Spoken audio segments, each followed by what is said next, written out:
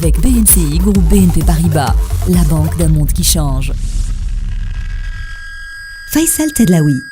Plus d'1,2 milliard de dollars, c'est le montant généré par les exportations du secteur aéronautique marocain l'année dernière et le ministère de tutelle prévoit une croissance soutenue du secteur de 20% par an sur les 5 ans à venir. Qui l'aurait cru il y a à peine quelques années? Les pièces fabriquées en sous-traitance au Maroc et rentrant dans la fabrication des appareils ont gagné considérablement en technicité au fil du temps.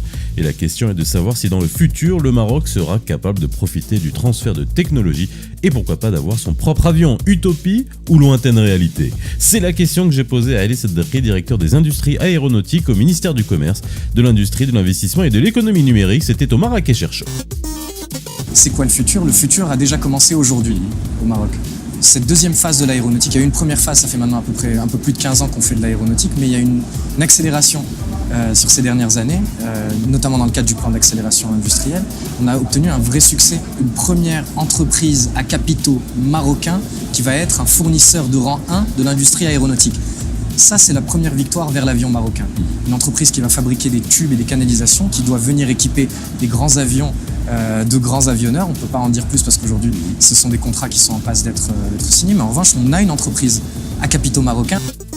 C'est ça le futur. Le futur, c'est davantage d'expériences comme celle-ci qu'on est en train de créer, la dupliquer et continuer à travailler maintenant de manière plus systémique pour avoir des grands ensembles fabriqués au Maroc, assemblés au Maroc et réexpédiés chez nos pays et avec nos partenaires.